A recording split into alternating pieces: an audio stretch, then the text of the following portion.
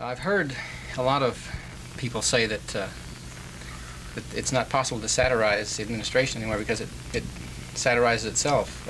And I don't know. That doesn't seem to stop you. Well, you know, I'm commuting from Los Angeles, and I got on the plane tonight. I commute every day, and a guy sat down next to me. He's in the electronics business with a button-down shirt and a sharp pencil, and he showed me the financial page, the paper, and he said, "It must be difficult to kid about these things." Well, you know, if I waited for the times to be good, I'm afraid that, you know, I wouldn't have a very urgent call toward my career, because I started going back over it the other day. You know, we have Rack and Ruin and the Vietnamese, Cambodian hyphen, Laos hyphen. Yeah, we have all that. Then prior to that, we had Lyndon Johnson. And prior to that, and we had the overthrow of the government in Dallas, which I heard a man refer to as the opening shots of World War III. I'm not sure he was far off. And then prior to that, of course, we had Eisenhower and a mild recession. And prior to that, we had the loyalty oath and Senator Joe McCarthy. And prior to that, we had World War II, and you get to a point where you want to say, was it ever good? But I take that as a personal challenge. But I must say that two things have changed in the approach to the work. Exaggeration is no longer available to me as a weapon, because everything is all too credible. And the old comedian's trick, of course, was exaggeration, to the logical extension to the absurd. Well, the absurd, of course, is now the prime form. And the second thing is, my biggest laughs are generally direct quotations rather than any personal inventions. Well, so, you know. That makes me think of, I forget how many years ago, I guess it was in the early Kennedy days, when in the New Republic they published this satire, essentially on 7 Days in May. This was before 7 Days in May was written, about how the government was taken over. A military coup in the United States. You know, it was completely incredible. You know, but that isn't. And now you read a rumor that Nixon has asked, is it Rand Corporation, to make a study of what would happen if he canceled the elections in 1972, and you don't take that as being something, you know, untrue. No, the people are willing to accept it. I just finished Bertrand Russell's autobiography. He was always aghast at how people acquiesce to all this in America. He said, how could you get 200 million people who would acquiesce? So he was kind of happy at all the rumbles in this generation. And I am too, of course. But the question is, I think we're in a race against time. And I think that the question is, can we hold the line long enough until the younger people get there? I'm not sure that we can. I have no assurances. I think if we can, we're going to be all right. Or in fact, we're going to be better than we ever were. But oh boy. I'm amazed a little bit at the climate, and I'm certainly not a guy who's easily amazed, but by what I've seen only this year, I'm surprised. A lot of people are acting viscerally, especially young people, because they haven't been given any information. They have absolutely no information. For instance, people who pick at the President of the United States as if he is in charge of the government would be amusing if the stakes weren't so high. Yeah, that's... I mean, the day that he drove to the Pentagon, I think he showed a great candor. That's the one where he called college students bums? And, yes, but he went to the Pentagon. He made no pretense like his predecessor. And there is no doubt, I cannot believe, I was on the Dick Cavett show a few weeks ago. I said on Friday, I picked up the New York Times, I said this is available to everybody. Sihanouk is going to be deposed in 72 hours. As a matter of fact, it was about 84. And a puppet will arrive, a general, and he will invite us in. We will have access to Cambodia. It'll be presented as a fait accompli to the president. His job is to explain it to the people. And it's a CIA operation. Anybody who is now blind to the CIA and the generals, I was quite amazed at that. By the way, I did 2 hours in, I mean, the people don't know or don't want to. I did 2 hours in New York with Abby Hoffman on radio. And Gerald Lefcourt. And Lefcourt's behavior astonished me. and I bring this up because I think we have an audience of some sophistication. He's an attorney, isn't he? Yes. Yeah. He was one of the attorneys who were held in contempt originally by Hoffman.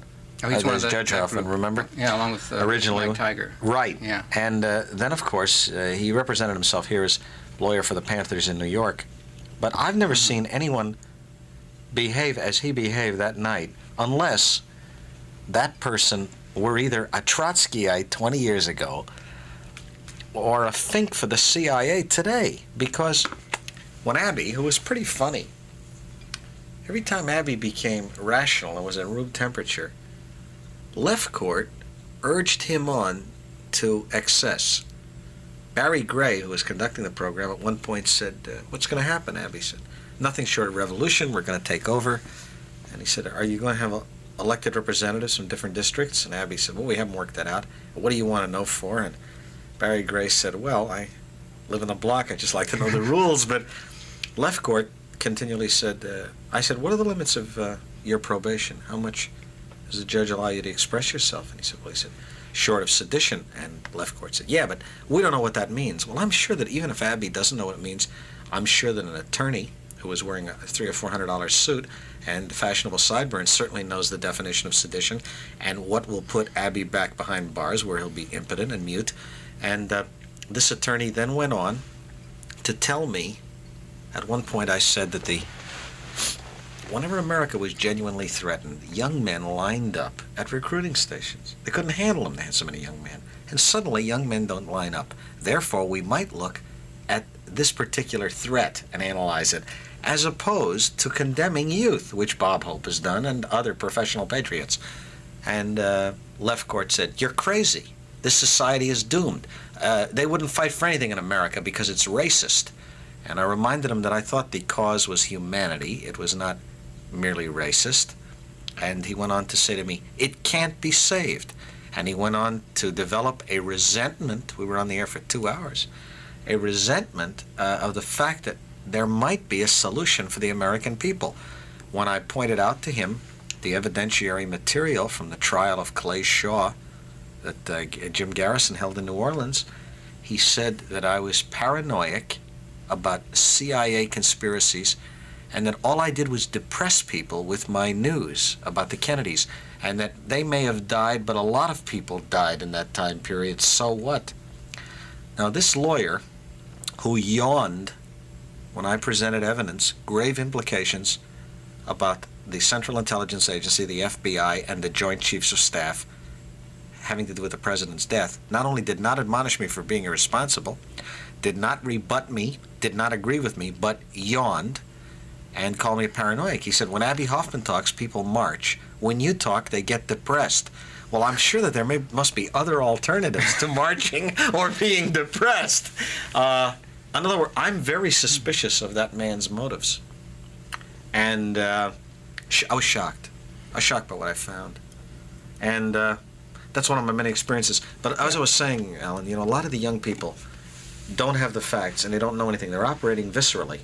And they don't really know what's going on. I mean, they seem to be very, very shocked. I was at the University of Miami recently, and a kid told me he thought that Clay Shaw had been persecuted by Garrison for political gain.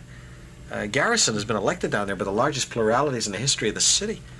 And the fact that they don't know that, or that they pick at the president and think that the president orders intelligence agencies, they have no idea what the intelligence community is in this country, even though it's on their campuses.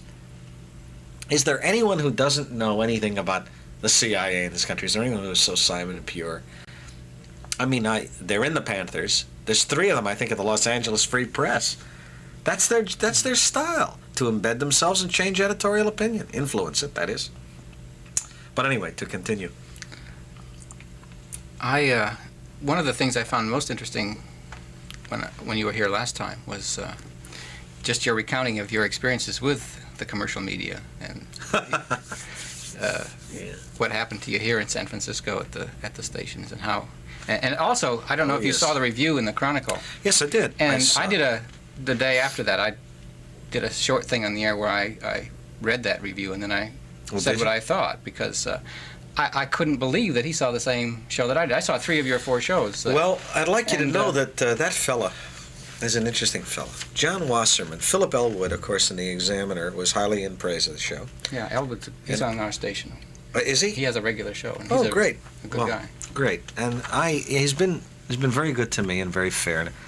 Wasserman has been in repeatedly, and he's been highly subjective. But interestingly enough, while he sat with me at Enrico's Coffee House or at the Hungry Eye, various haunts in the old days, he would sit there and tell me that he thinks I'm marvelous and all.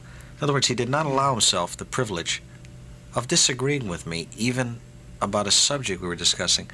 Now, that's really leading a kind of a cursed life. A man should allow himself that as an adult. He sit there and agree with me and nod in assent, and then walk away and write that I'm insane. He never writes about the show. He doesn't write about the quality of the show, because I know what I'm doing. I've been doing it for 17 years, and I think I know how to get a laugh out of all of it, including the tragedy. I have developed some skills, and I am an artist. I've never had that questioned. However, Wasserman now comes to us for absolution and says he's forced to write this by his superior, Herb Cain, at the paper.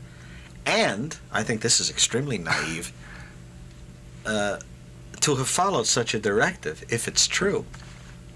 And the history tells us it's true. So does Holiday Magazine, Grover Sale's article about Herb Cain.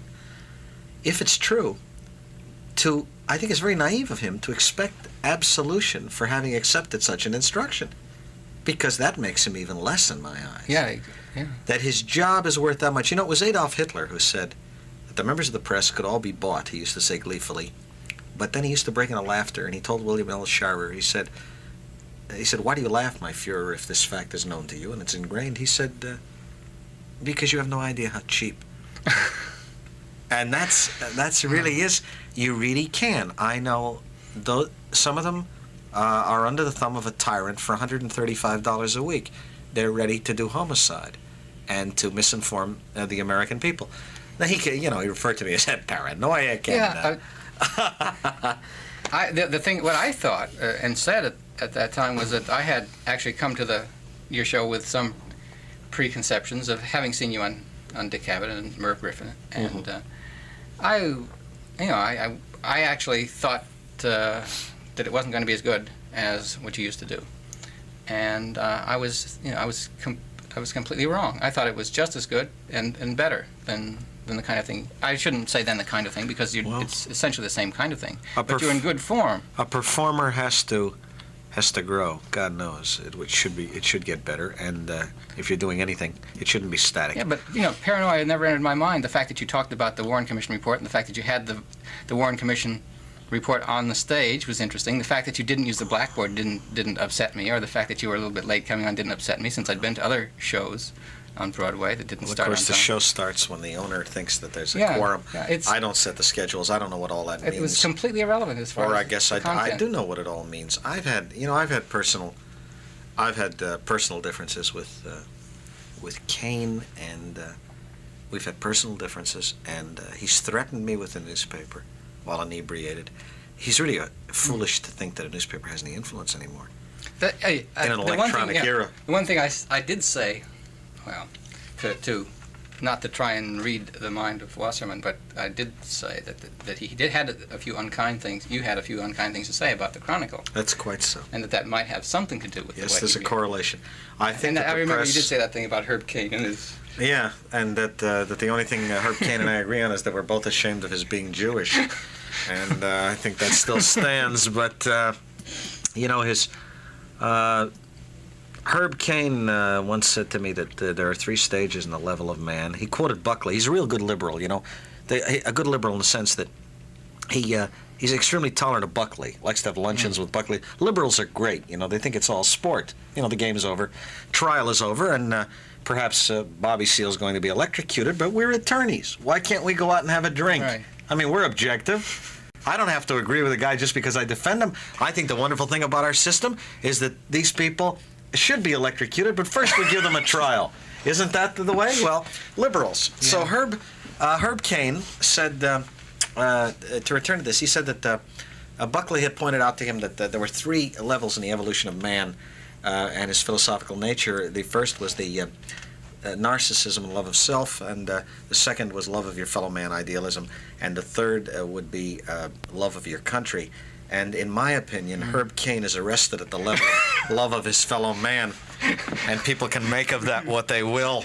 But it's amazing. You know what's amazing? To take it away from him, because he isn't even worth discussing, is that people would think that a guy who writes a column about the fog and the bridge is influential. That people would at the clubs would pick up his check. I used to say, you know, that the Herb Caen and I have something else in common at the Hungry Eye. Neither one of us ever got a check, and I'm afraid that's true. But you know, for all of that, that he would. He's another one, you know. He represents a class in this country. He romanced John Kennedy and he romanced Robert Kennedy, and when they were murdered, and you know, assassination is too much of a euphemism. They were murdered. He relegated them to being, you know, casualties of World War II. He never mentioned them again, and he didn't care. And they certainly left him no legacy. Now, if they had nothing that was memorable, then I don't know why he courted them. Unless he's interested in power. If you're really interested in power, I would go all the way. I've never understood men who go halfway. Anyway, I would either put my money in a mutual fund in Geneva. In fact, I'd move to Geneva. Either go to work for the Nixon administration and make the most of this chaos and profit from the death of your fellow man, or run with the ball and run all the way. I don't know about these guys that go to the 50-yard line and sit there and are professional spectators, but there's an embittered group of people in the Bay Area who are growing old, feeding off each other, and I must say to you, you know, that the more you maintain your position, humorously enough, the more they accuse you of changing. They were always saying to me, gee, Mort, you've really changed, and I haven't changed at all. I still think what I think of Franklin D. Roosevelt, and I think what I think of John F. Kennedy. I guess I miss him a little more, and I think I miss the optimism that was around when he was here, and I suppose I miss hope as a factor in our existence. And I would think that if I were one of those older people like Caen, I would miss the fact that my children don't want to speak to me. I'd miss my children, or I'd miss them if they were in an early grave. It's quite remarkable what's happened here, because when I started at the Hungry Eye, there was an in-group and an out-group. There were the Eisenhower Republicans in, and the rebels, my audience, the constituency, were people who were out and who were Democrats. And today, it's generational. It really is. The rebellion. I mean, most people you get over 20 are really locked in. They're programmed to the grave, you know. What about here at the Playboy Club? Well, you know, now this... I would think it would be mostly over that. Well, here. you know, of course, my job is not to assume that everybody in the audience agrees with me, because in my role, I'm often privileged to see material that they don't see. In other words, I see things coming, and I sometimes pay the penalty of saying things first. When people thought that Eisenhower was inoffensive and a quiet soul, and they even were fond of him, I was ridiculing him as being inept. When they were on a honeymoon... That's an accepted fact. Yeah. When they were on... Right. But to say it first, you endanger yourself. When they were on a honeymoon with Johnson, I began to go after Johnson. They didn't like that. Now, of course, the most extreme example of this is that I know the names of some of the people who killed President Kennedy, and as a result, to say it first, soon everyone will say it. And I promise you that. But I said it first, and as a result, I was penalized. So when I go out on the stage, I assume that no one agrees with me. And I'm privileged for that, too. I'm penalized, partially. In other words, nobody quite understands the wavelength I'm on. But on the other hand, they do treat me like a prophet, and they pay me many $1,000s a week, which frees me a great deal of the time to do what I want to do. Now, Playboy opened up the Festival of Stars, and I must say, without giving away any trade secrets, bankrupted themselves for 8 days here, who asked me to come in here, and I did, because it's gainful employment, and I say what I want to say. But you know, one of the alarming things is that for all the people in the audience with short haircuts and neckties and probably Nixon buttons, it's a challenge of sorts for me to show them their idol, President Nixon, and especially his vice president, even more so. Or his Attorney General? Yeah, to show... Right, very good point. to show them some other sides of these people, which I want you to know I've done, and I knock wood, successfully. But there isn't as much of a gulf with the audience as you would think. For instance, when I was up here at the Hungry Eye, I found that my people, so-called, were fragmented and lost. It's as Garrison has pointed out, when it comes to admitting that there's been a military coup in the United States, there are no liberals. There are no open-minded people.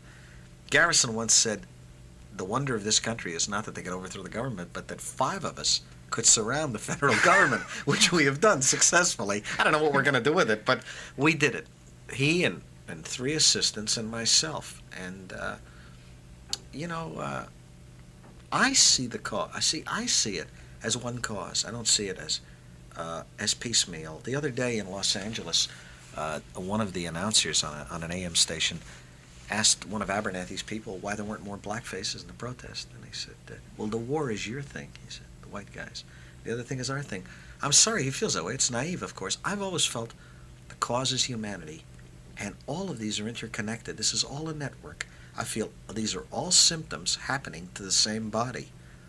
And I don't believe in any spontaneity, especially of construction workers who resent students at this late date. Usually all they resent is the last wage settlement. When you said that you know the names, are these names of people, or you mean names of the organizations when you mentioned the CIA and the Joint Chiefs? Names of people. And you've mentioned these people already? I don't choose to now because for one, no, I haven't. I'm not free to by the district attorney's office. But people say, will we ever know? The irony is that there are people who know now, and people in high places and in places of trust. The question is, what is a reporter? When Lyndon Johnson was on the other night with Cronkite. Oh yeah, I didn't see that. And they came on. I've seen someone has already subpoenaed the outtakes from that. Yes, Skolnick. Yeah. And Skolnick has been informed. He's been given some information by a Secret Service agent who has also been in touch with our office in New Orleans, and who is a very reputable character. We can tell because he's been thrown out of the Secret Service, and because he's also black. But the point, the irony is that, look at the press here. The program came on, and I'm paraphrasing, but I'm very close here. This is almost verbatim.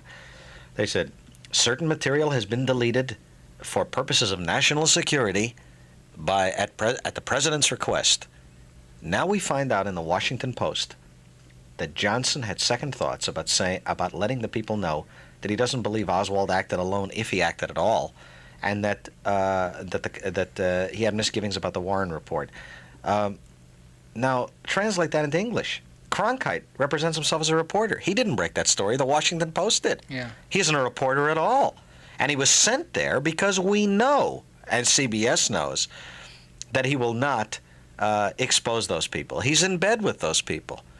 It's quite ironic, and there's several things that cannot, that I can't explain either. I don't know why, as enlightened a man as David Schoenbrunn, goes on the air and says, gee, Nixon's making the same mistakes Johnson made. I don't know why David Schoenbrunn doesn't completely open up and see, and he knows that the Central Intelligence Agency and that the Pentagon are running the war, and say it. Because what's he got to lose? The other day in Connecticut, Mark Lane, of all people, said, I never said the CIA killed the president. I merely said that the Warren report didn't tell who did. Well, Mark Lane has had access to all the files in New Orleans that I have, and he knows very well what agency is deeply implicated in the president's death. And the question, and I can't believe, even with my immense ego, that I'm the only man in America who knows that in 3 years of John Kennedy, 137 men died in Vietnam, and that now that's a good week. I can't believe that no one else knows that 14,500 men were in Vietnam when John Kennedy died, that Lyndon Johnson stood next to his casket at the Capitol and said to Ambassador Lodge, it's a new ball game now. And 11 months later, 550,000 men were in Vietnam. I can't believe that no one else can connect this scenario. Am I the only one with these gifts? It cannot be in a country of 212 million people. I mean, surely someone must see it now. Of course, Martin Luther King was wise when he said, the liberals are saying we're brutalizing the Vietnamese. He said we're brutalizing our own people by the act of taking part in this war. And it just becomes clearer just every week. Daily, and the people are brutalized. I can remember when you and I would have sat here and we would have said, "Gee, if only the media would show the pictures of the napalm children." Yeah, well, of course they did. Seen one, and the people have accepted it. They can explain away my lie. They were provoked. Right. They smoke marijuana. Oh yeah, I forgot that one. Yeah. That's the latest. They certainly became facile, and it's such a shock to see your country bitten by the same virus that bit the Germans. I thought the Germans were genetically murderers at one time. It's kind of amusing now that I would think that. In fact, during the Six-Day War, it was my opinion, and a generally unpopular one among liberals again, that the Israelis became militarists when they were victorious. They're making fun of Abba Eban. He became their Adlai Stevenson. And Moshe Dayan became their Dwight Eisenhower at that moment. That virus of brutality can bite anybody, and it bit America. And the direction we're going in, we're going to make the Germans look like pikers. When you appear on the mass media, yeah, what happens? Are you I did allowed to say what you want? Yes. You either don't do a program, although that's kind of academic. It's hard to know when you don't do it because to be present when people don't hire you is almost, how can you be? It's like being both the corpse and the detective. It's kind of hard to solve the crime in that sense. In the times that I have appeared, this is quite a record. Last year, the calendar year 69, I was on 31 network talk shows. That's Joey Bishop, Dick Cavett, et al. That's quite a record. That isn't counting Frost and the others. No one has ever jumped at anything, but there have been some marvelous symptomatic reactions around me. For instance, James Earl Jones, the black actor, said on one program with Cavett, I said, the American people need information, and he said, well, maybe there's a danger in knowing too much, too. He thought if you go in that direction, you run into, well, in other words, you'll find out who did it, and then the burden will be upon you to right the ship of state, is what he meant. He also meant, I waited a long time to be successful, and don't tell me the bank is going to close now. Of course, that's the English translation. A girl named Gloria Steinem, who professes to be a worker for George McGovern, but as I understand it, well, I'm ahead of myself. This girl said, New York Magazine. New York. I asked her on the air if she felt that, if she read what she read. She said, I only read New York. I would no more read Rampart, she said, than Time, because it has a preconceived bias. And I said, do you think Ramparts is penetrated on the basis of the fact that they were the first to point out what the CIA was doing at the universities? She said, oh, by now, the CIA must be penetrated. And she went on to ridicule it and generally draw a framework of paranoia and madness about me, successfully. After the program, driven by guilt, she sent me a wire of apology. But the 9 million people that saw the program didn't see the wire. That girl attended the Vienna Peace Festival, the leftist festival, which is, 59 or something, theoretically as a Berkeleyite with a guitar, but the CIA bought her plane ticket. And I don't know whether she is merely an informant or whether she thinks it's a lark, which is even more dangerous, or that it's all funny. But it isn't funny to the bodies floating out of Cambodia, certainly, and needless to say. And she's an acquaintance of mine. I'd hardly call her a friend, but I'm amazed. There have been many, many such experiences on the network when I have talked to people, as I have gone after the facts, and I've tried to take advantage of the limited time to inform the audience. The people have fallen away around me. If not physically, they've become silent. They haven't answered me. In other words, I took as almost a guideline, I would say, no, I won't come on and keep saying Jim Garrison every show. I'll only come on if I have new information. And I did have new information.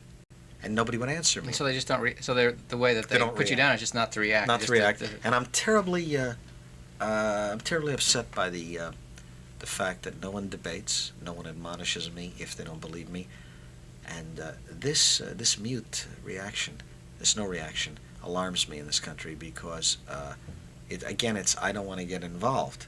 I want to keep my job, and it's coming down around them. And as the man said, the bomb will kill even the indifferent. The bomb is indiscriminate. Garrison was the man, and he's quite correct. And I think that these people, they don't say anything. They just sit there. They don't challenge any of the reports or any of the conclusions, and they've left me out there. You know, for me to go on the air and say that the CIA is the #1 dope dealer, and adventurers within the CIA will bank the money that from the imports from Southeast Asia, and not to get a letter to challenge it or ask for documentation, not to hear from anyone, and to know that that went out over 211 television stations to an audience of between 9 and 14 million. The silence is deafening. How can that be? How can you get nothing? How can you have no reaction? Where are we? What the hell is this, 1984? I know, you know, I'm alone. There must be men of counter passions, perhaps, maybe not the same. Outside of Dick Gregory, the black community is fascinating. I think that Cosby is a fraud. He's dancing on the grave of every black guy who wears a green beret. He's standing there and denying that the last 25 years took place.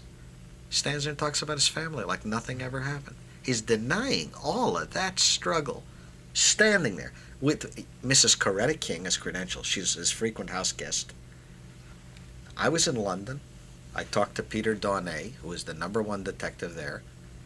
We have evidence that leads us to believe that the man who was tried here is not the man who was apprehended in London. James Earl Ray said in court, if the government believes in a conspiracy, let the government have a trial. And there's no trial. Bill Cosby doesn't ask for one. Bill Cosby banks money, and he impersonates a Negro. Well, I'm more black than he is. Where are the men? Where are the men who are going to save this country? Where are the Americans? Now, I know that I risk ridicule, and that people are going to say it's hokey and it's flag-waving, but we have a very simple mission, although it's somewhat overwhelming, and that is to save America. Because we're altruistic? No, because we have to live somewhere. I don't know if it's too late. From what I have seen, those are the indications. But as Major Ernesto Guevara said, you know they're going to kill you. We'll take that as our basic premise. Now let's get back on the trail and start marching. Or as the Viennese used to say in Freud's time, situation hopeless but not serious. You mentioned Bill Cosby, and that made me think of Richard Pryor. Mm-hmm. Richard Pryor doesn't really do a lot of stuff about the war, but he's certainly pretty honest. Well, I have no place to see him, Alan. We did a show in Los Angeles recently for ABC called The Humor of the 60s. And Richard was on it. And I laughed once, I remember, when he said, they tried to bait him. They said, you copied Cosby, didn't you? So instead of denying it, he said, in his formative years, he said, yes, I did, but since Cosby never came up with anything new, I was forced to become creative. So that was a marvelous. I mean, he has a beautiful backhand. He didn't move. He looked impassive, and he just. But I've heard from many quarters, which are reputable, such as yourself, reputable in my opinion, in my estimate, that he's on the right side and he cares about something. He made me think of Lenny Bruce when I saw him here. So I have no place to see him. And I have no place he to appears here pretty frequently. Here in town? Yeah, he's. Where does he been at work? Basin Street, and Has he? also in the Showcase in Oakland now. It's The Showcase. Oh, really? club. Yeah, I'd like to get over there. Well, I have no place to And, see him, so I have no access. But he's going to be at the Showcase next weekend, the weekend after you're gone. Why doesn't Anyway. Bill Cosby make his program available But to Gregory? if you've and ever seen Pryor? him on television, it's a completely different show in the nightclub. I mean, he's really much better in the club. He can say what he wants to say. He doesn't have to worry about offensive 4, 6, 10, and 12-letter words. What is his outlook, would you say? Well, a lot of people, I think he's terribly negative and Justifiably. hostile. Yeah. Well, Yeah. that's sort of it. That's true. But, Yeah, but in other words, just beautifully. It's a true picture. It's not Cosby standing there saying, I No, love no. you all, and he doesn't. He doesn't. Cosby went into his office some months ago in Los Angeles and fired all the white people, which I fail to see as a sign of progress. It's insanity. But, to alternate the oppressor is hardly an advance. But, Pryor is really reflecting a contemporary He really is. attitude, honestly. Well, I can't say that about too many performers, can you? No, I mean, I can't, that's it. I think that's what I have against all of them. That's why I think that Johnny Carson and Bob Hope and Frank Sinatra, those people who prevail, and Streisand, are completely out of touch with America. As out of touch as Richard Nixon is. Absolutely. So when they tell you they rule you, it's like we should find an antithesis, another term for the overground, which is, we always talk about the underground. We're the top layer of the earth. They don't exist. Is there any... Barbara Streisand says she's 26, so we'll take her at her word. Is there anybody in her generation that she's in touch with? I see them everywhere. I either see them at the pleasure fair, or I see them getting a haircut and putting on a tie and going into Washington and talking to legislators and worrying about being blown up. But I don't see them like her. What is she doing? I mean, singing lyrics that are completely neutral. I mean, they're not just in the middle. There's a neutrality there of vanilla. And Sinatra? Sinatra is merely an intimidated man who poses as a rebel. He's no rebel. He poses as socially maladaptive. He's not at all. As a matter of fact, the more insane this atmosphere becomes, the more he fits in. He's perfect. Carson is really the principal member of the Gestapo. He is instructed, he is an employee, and he is not a marshmallow. Some guys in the air are marshmallows. He is not. His handling of Garrison and the people he chooses to put on the air and off the air, and his handling of political issues show very much where he stands. The fact that he thinks Peter Fonda, he talks to Peter Fonda as if he's Jerry Rubin, which will give you an idea. And Jerry Rubin is almost a dated term. Things are moving rapidly. I mean, first of all, the whole idea of leadership begins to worry me when I say Abby and Jerry are influences. That's even insane, But I sure hope those young people don't get lost the revolution doesn't get lost in drugs. Boy, I hope so. But to get back to the entertainers, I think that they're a failure. They're not relevant, to use that cliche. They really aren't. I mean, they don't... I can't... If you and the I fact were... that the Smothers Brothers were put off television for what they were doing. Yeah, it's laughable, isn't it? And as what I see, what was in TV Guide this week, Dick Smothers saying that they told ABC to cool it. I was on their last show, because, the last show did not appear, so I was literally on the last show. My monologue was edited by them. Yeah, I remember. I noticed that it was edited. It wasn't edited by the network. It was edited by them. And nobody from the network called them and told them to edit it, but they don't have to be told. Yeah, it's that. I saw a producer in Los Angeles recently, and he said to me, I'm going to Washington. I've got a political script, and I'm going there to get clearance. And upon further discussion, I found that no one from Washington knew he's writing anything, and no one had called him. He was voluntarily. You see, they've got them conditioned pretty damn well. That's why there are so many unconscious members of the conspiracy. How many members of the press wrote negatively about Garrison because they know that that's the trend? It has nothing to do with anything else. It's that American bandwagon stock market opportunism, the broker's approach. In other words, guys who would come to me, this isn't generally known, a very influential producer came to me because I had access to Garrison to do a motion picture on Garrison that he knew young people would go to see. He said, has he got a chance of winning this case? When he lost the case, that producer said to me, he's convinced that Shaw is an innocent man who was wronged. Now, both of those were extreme attitudes for a man who didn't read any of the testimony. I brought the testimony back from New Orleans, and I made the initial stuff, because, it's really voluminous, available to the Los Angeles Free Press. And I ask you, what kind of a country do we live in when the only copies of the testimony of a pathologist who admits he didn't give the president an autopsy, but swore under oath that he did, and when a pathologist from the United States Army says the Warren report is really impossible, it's fraudulent, it's analysis, and the only availability of that is in the Los Angeles Free Press and is delivered by hand by a nightclub comedian, and there's no other report of it. What can the other members of the press be? Are all of them bought? I doubt it. But they know which side of the bread is dry and which side is buttered.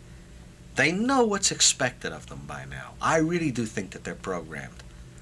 And I would... Often they wait for someone else to break the story and then jump on it. Like in the case of Paul Krasser and the Realist with the Kennedy marriage story, for one, way back. Gee, you have a great recall. Krasner is that an often happens. example. They wait for some little this quote disreputable unquote paper to print something. Then That's they'll jump true. on it and do it. They But stampede, do don't that. they? They Yeah. stampede. No, they didn't jump on it this time, and ironically enough, Mark Lane said in a book called The Citizen's Dissent, he said that in another time, instead of being fired, I would have won a Pulitzer Prize. It's interesting.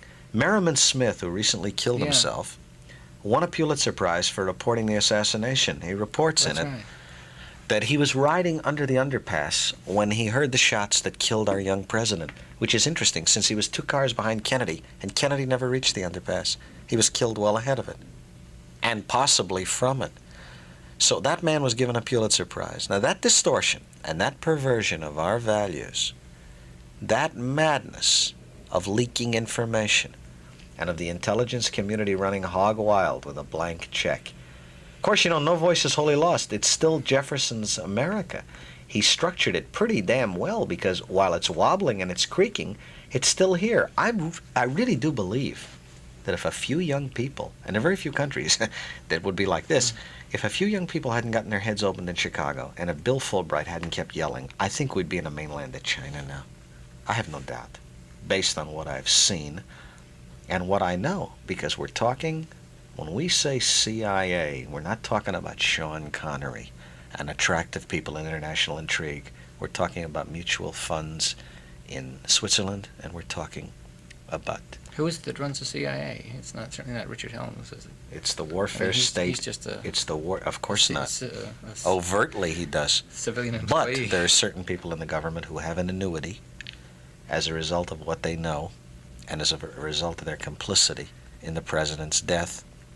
In other words, the last guy we had who raised an objection for our side, the human side in America, was killed for his pains. In a sense, Jack Kennedy, the greatest compliment they paid him was the attention they paid him when they decided to eliminate him. But we're talking about Patrice Lumumba. We're talking about shooting people in the street. We're talking about an assassination bureau. And we're talking about the warfare state. You know, people make the mistake. The liberals out here say to me, well, you moved to New Orleans. They say, how could you live in the South? It's racist. Well, I think that the military-police type of mentality is anywhere that a factory owns a city. I think it's in Los Angeles, where Lockheed owns the city. I think Boeing owns Seattle. I think that this country is colonized. Are you familiar with a book called Pentagonism by Juan Bosch? Familiar only to the extent that I've heard of it. It's the Grove Press. It's a small volume. I encourage everybody who can to get it. It'll only take you an hour to read. And it's a very concise history of what they did to us and what they're attempting to impose upon us. And we're fighting back feebly, because some of us think that it's worth it. And he says, we're the colonized people. He says, not the other countries, and we will continue to be, because they got to keep crises going. It's the warfare state, which he coined the term Pentagonism. Yeah, I guess Fred Cook wrote a thing about Yes, the he warfare did. state a few years back. Yes, he did. The warfare state. And a few liberals have talked about the military-industrial complex, which I treat. And Eisenhower is one of the people who put his finger on Well, isn't it funny? ironically. Isn't it funny? That was an Arthur Larson speech, by the way. And Oh, yeah. I love the fact that we have no liberal who brought it out. The liberals are continually quoting Eisenhower, and they become reverent when they introduce that, of course, about Eisenhower, because he served that purpose. Yes, he pointed out that danger. Liberals protect themselves from reality. Usually, you'll note when you're in their company that they talk about it in the future tense, that it could emerge. Well, of course, it's emerged and eaten us. It's overwhelmed us. Garrison said to me once, he showed me some pictures of Cape Kennedy, and which figured in our investigation, although I won't go into that in detail. And he said to me, I once talked to a woman there who works in one of the cafeterias. She gets $1,000 a month, just on the line serving orange juice. And he said, somebody asked him how he thought the trial would go. He said, do you really think they're going to let me put an end to all that? Little me? Stop all that? It's really, that's really true.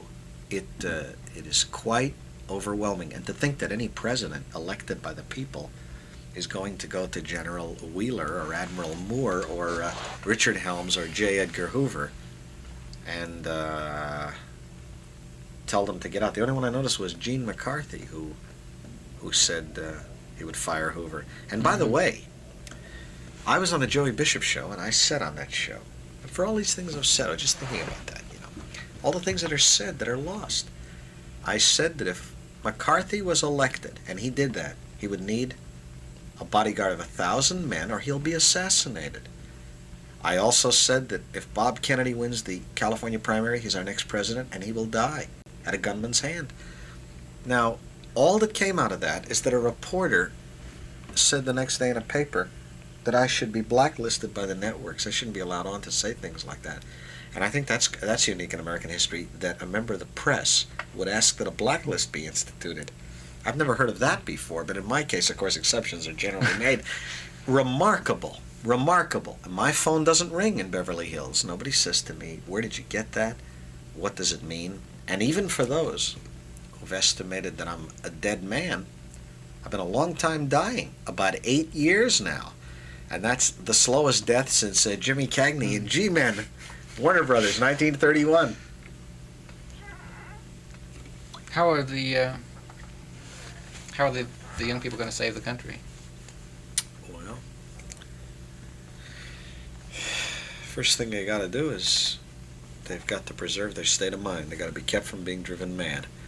Being driven mad is the paranoia that happened to your parents. Communism, they did that to us, therefore we can burn up their village.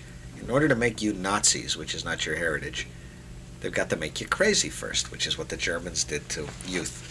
Now, you've taken a bold step so far. They've built an army, but you don't want to be in it. That's the first flaw here. This is a very bad country to try to turn into a fascist nation in that sense, because the German kids at least like to march. American kids don't seem to have any predilection toward being in the service. That's a good sign. Yeah. So you got to preserve your state of mind, not go nuts. Then the second thing that happens is got to keep yourself well informed, and you can't audition the truth. When someone comes to you and says the president was murdered by the military, you can't say, well, gee, I can't accept that. You have to accept the evidence before you, and you have to do something about it. And when people warn you, after all, when I first started blowing the whistle, there were alternatives, and today there are none.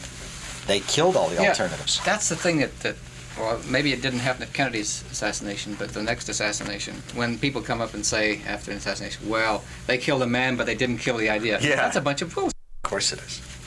Because men are really quite important. Well, you know, it was, yes, it's, you know, when we talk about the Constitution, you know, does President Nixon have the right to wage war, or what about the Cooper Church Amendment? I'm afraid that even Tom Jefferson, and I thought an awful lot of him, could not write a Constitution with built-in safeguards, because it's the man, not the form. Yes, Adlai Stevenson would not do that to you. Maybe he would, who knows? But Richard Nixon and Lyndon Johnson would.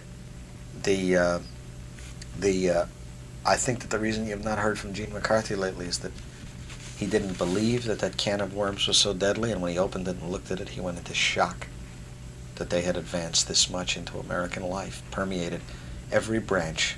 The Central Intelligence Agency is in every major religious group. It's in the major police departments. It's in the youth groups. It's in the publications. It's at the wire services. It's at the television networks. And they are the minions of the Pentagon. And you know, the remarkable part of this is that, there's certain things would have to happen. They've got to go out, and what they're going to have to do is, they're going to have to get a man they believe, they're going to have to elect him, and then they're going to have to get a 1,000-man bodyguard around him, and they're going to have to stand in front of the Central Intelligence Agency and tell everybody in there to come out with his hands up and burn the building to the ground. And then they're going to have trials. And I think that what they should do is that they should try every member of the Warren Commission as an accessory after the fact. I think they should take Sirhan out of jail. find out Okay. if he was programmed, find out who sent him.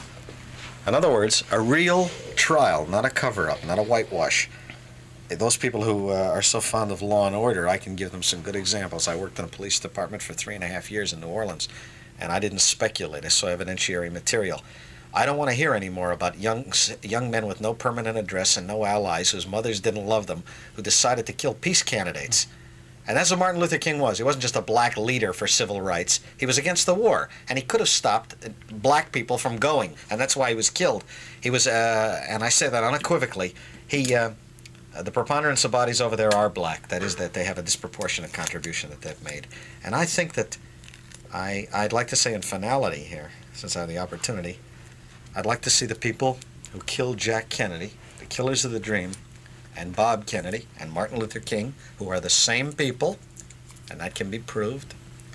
I would like to see them hanged, and then I'd like to see capital punishment abolished in the United States, and I'd like my kids to grow up in school and learn from their civics teacher that the last people executed in America were the people who tried to kill the men of peace. Thank you very much, Mort Sahl.